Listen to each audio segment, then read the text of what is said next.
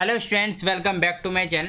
आज हम लोग आपकी वर्कशीट नंबर 13 करने वाले हैं जो आपकी साइंस की है। ये इंग्लिश मीडियम की वर्कशीट है। जो भी बच्चा हिंदी मीडियम से है वो हिंदी मीडियम वाली वर्कशीट करेगा, वो भी हमारे चैनल पे अपलोड कर दी गई है।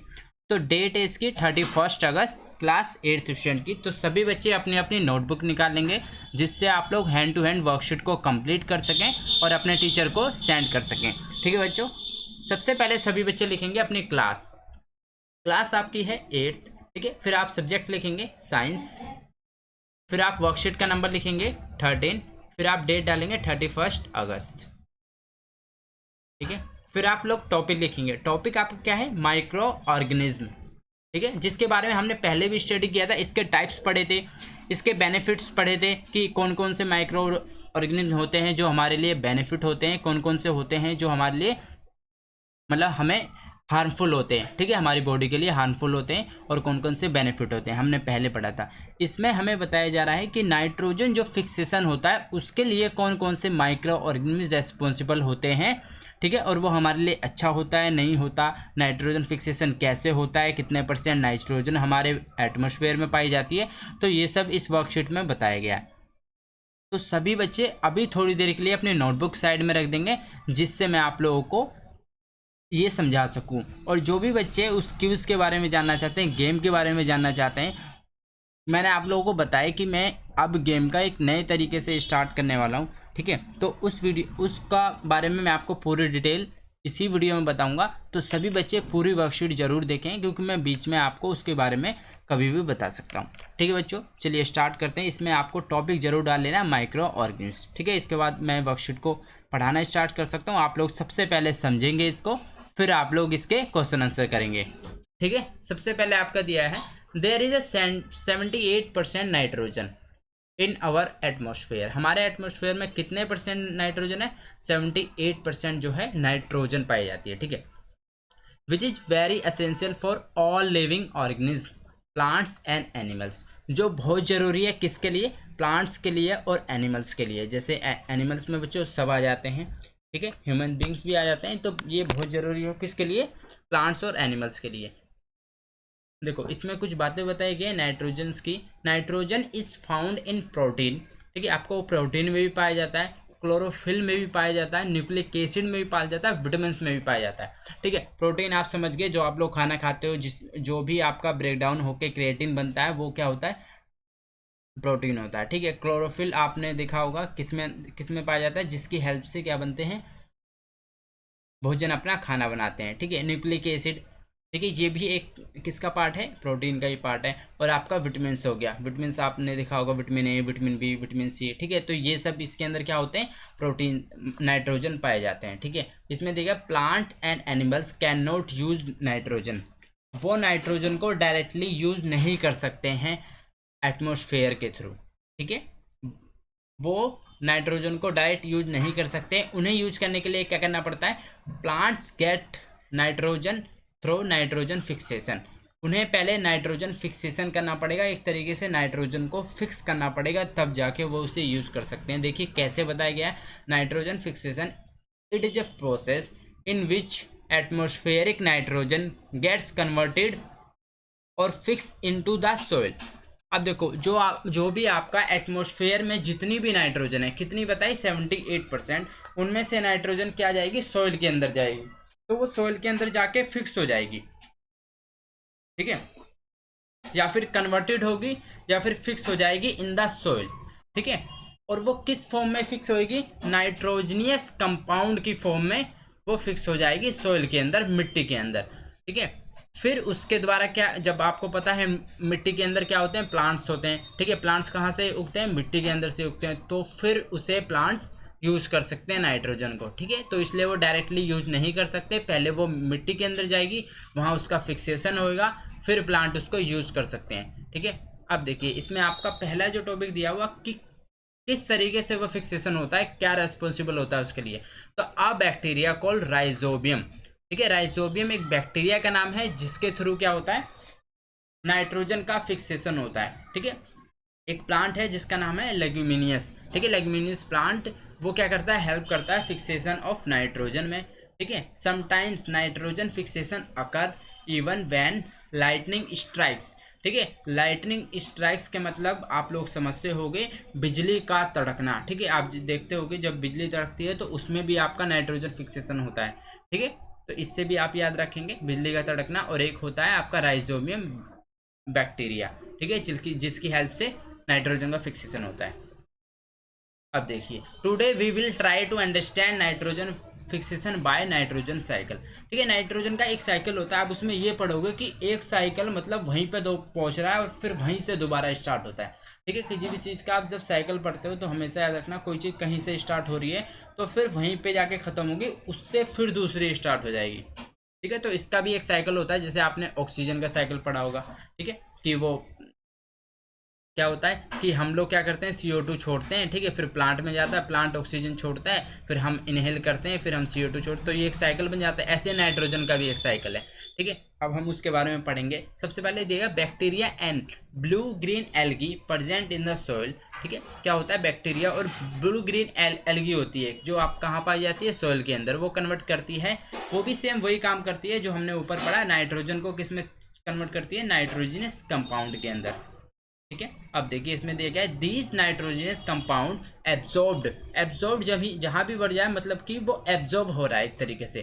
ठीक है, AB जहाँ जुड़ जाए, एब्जॉर्ब मतलब उसके अंदर एब्जॉर्ब हो रहा है। जैसे आपका स्पंज है, ठीक है, कोई स्पंज है उसके अंदर वाटर जाता है तो वो क्या हो, एब्जॉर्ब हो रहा है। तो ऐसे ही क्या कहा जा रहा है, जो आपका नाइट्रोजन कंपाउंड है किसके अंदर एब्जॉर्ब होता है, रूट्स के अंदर, जड़ों के अंदर, एंड कैरी करता है क्या, अदर पार्ट्स ऑफ प्लांट।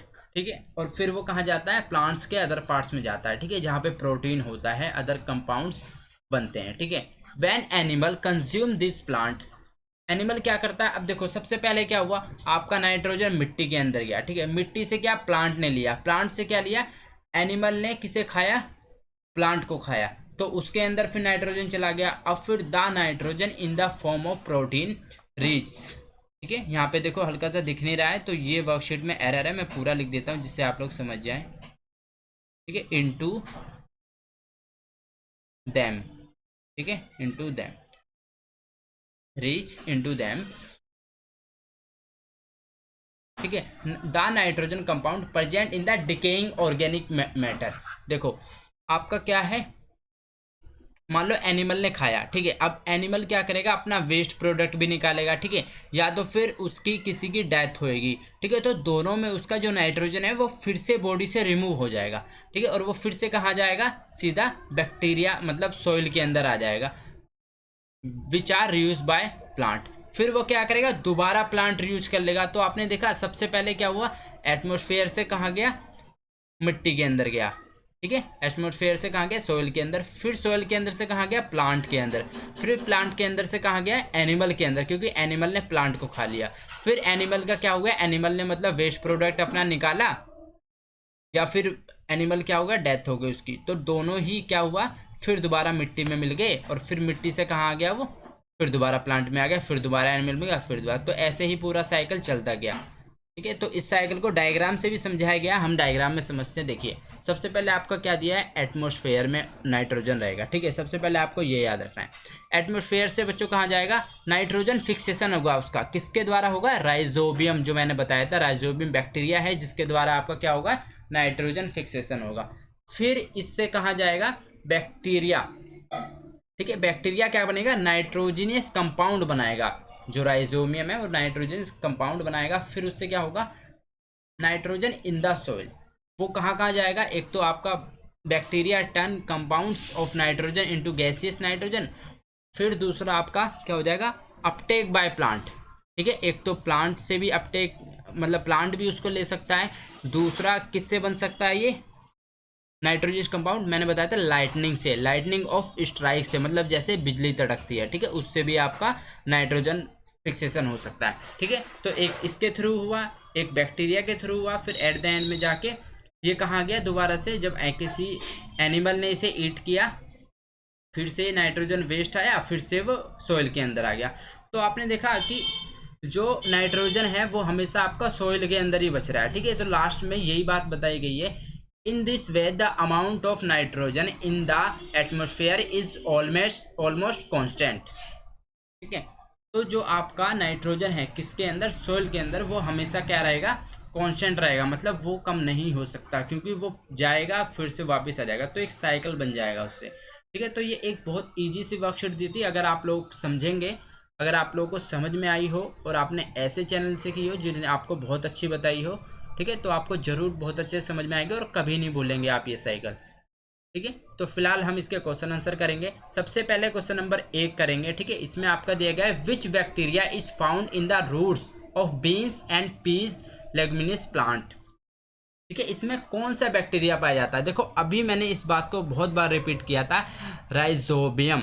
ठीक है, तो मैं इसके आंसर आपको प्रॉपर तरीके से कराऊंगा, तो सभी बच्चे अपनी अपनी नोटबुक निकालेंगे जिससे आप लोग हैंड टू हैंड इसके आंसर लिख सकें। सभी बच्चे क्वेश्चन नंबर 1 नोट डाउन करेंगे, फिर मैं आपको इसका आंसर लिखवाऊंगा।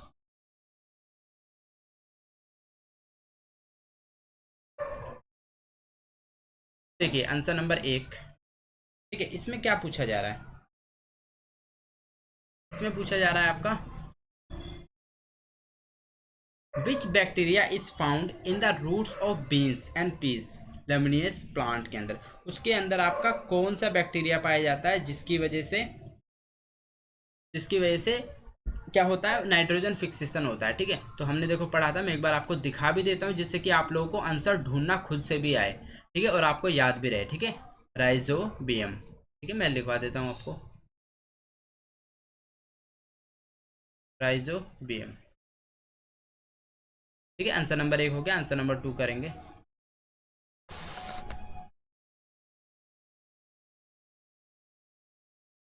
ठीक है, इसमें आपका दिएगा what are difference method by which nitrogen fixation takes place. ठीक है, आपको 2 तरीके के मेथड बताने हैं जिसके द्वारा क्या होता है, नाइट्रोजन फिक्सेशन होता है। तो देखो एक तो आपका क्या होगा, लाइटनिंग मैंने बताया था। ठीक है, बिजली का तड़कना। ठीक है, उसे आप सीधा लिख सकते हो एक लाइटिंग, लाइटनिंग। ठीक है, ये आपका हो गया। सेकंड आप लिख सकते हो इसमें नाइट्रोजन फिक्सेशन। ठीक है, नाइट्रोजन फिक्सेशन।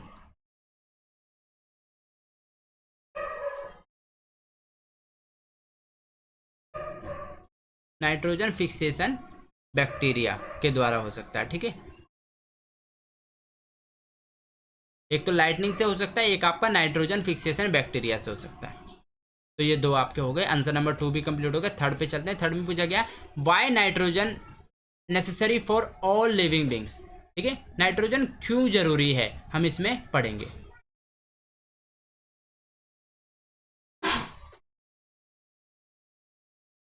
ठीक है, तो इसमें देखो आप ये भी लिख सकते हो स्टार्टिंग में बाय। ठीक है, बाय नाइट्रोजन फिक्सेशन और बाय लाइटनिंग। ठीक है, ये दोनों लिख लेना ताकि इससे ये लगे कि हाँ एक्चुअल में आपने सही आंसर किया। बाय लाइटनिंग स्ट्राइक्स भी लिख सकते हो आप आगे। ठीक है, स्ट्राइक्स। चलिए अब आपका थर्ड में क्या पूछा, why is nitrogen fixation necessary, मतलब लिविंग बींग्स के लिए नाइट्रोजन फिक्सेशन क्यों जरूरी है। जो भी मतलब जीवित प्राणी हैं, प्लांट्स हैं, ठीक है, या फिर एनिमल्स हैं, उनके लिए नाइट्रोजन फिक्सेशन क्यों जरूरी है। क्योंकि देखो एक बॉडी है जिसको क्या है, नाइट्रोजन की कुछ अमाउंट में ज़रूरत पड़ती है। कोई भी बॉडी हो, प्लांट्स की हो, एनिमल्स की हो, ह्यूमंस की हो, कोई भी बॉडी हो, तो उसको एक नॉर्मल अमाउंट में क्या पड़ती है, नाइट्रोजन की ज़रूरत पड़ती है। क्योंकि वो किस में हेल्प करता है, एक हमेशा याद रखना इस बात को, सेल जो होती है आपकी रिप्लेसमेंट जो होती है सेल की, जो नई मान लो आपकी सेल है उसकी क्या है, एक लाइफ स्पाइन होता है। ठीक है, मान लो 120 डेज का हो गया, तो वो जब दोबारा रिप्लेस होएगा, नई सेल बनाएगा, तो उसके लिए उसको उसकी ज़रूरत पड़ती है नाइट्रोजन फिक्सेशन की। ठीक है, तो आप इसमें लिखेंगे the human body needs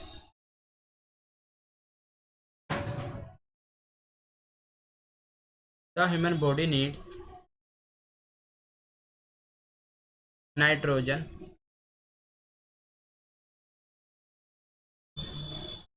for proper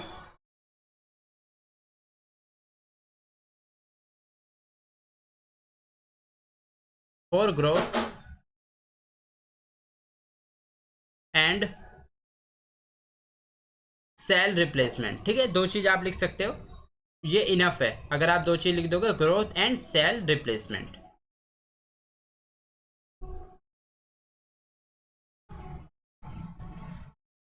ठीक है, इसके आगे आप और भी ऐड कर सकते हो, टिश्यू रिपेयर,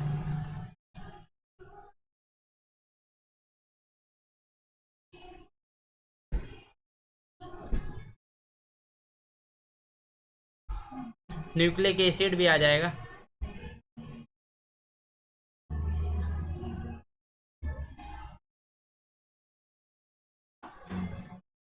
एंड विटामिन्स।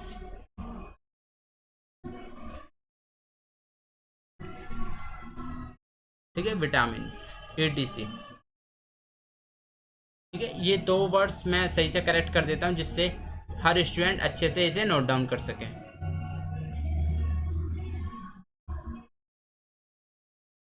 ठीक है, न्यूक्लिक एसिड एंड विटामिन्स। ठीक है, तो ये आपका थर्ड क्वेश्चन कंप्लीट होता है। लास्ट क्वेश्चन की तरफ चलते हैं। How does the amount of nitrogen in the atmosphere remain constant. बताया है कि आपका नाइट्रोजन क्यों कॉन्स्टेंस रहती है, मतलब वो क्यों नहीं घटती है, क्योंकि मैंने आपको बताया था एक साइकिल चलता आता है जिसकी वजह से वो वापस उसी जगह पे रिप्लेस हो जाती है। ठीक है, तो आप इसमें क्या करेंगे सभी बच्चे, इसमें आपको ये डायग्राम बनाना है। ठीक है, आंसर नंबर 4 में ये पूरा मैं आपको बता देता हूँ, इसको मैं रफ कर देता हूँ जिससे आप लोग अच्छे से इसे पूरा समझ सकें और बना सकें।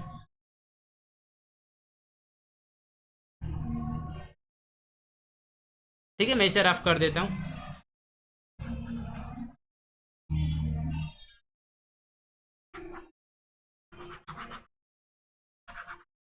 ठीक है, तो आपको ये पूरा डायग्राम बनाना है, ये वाला। ठीक है, जो पूरा साइकिल है, तभी आपको इस पर फुल मार्क्स मिलेंगे।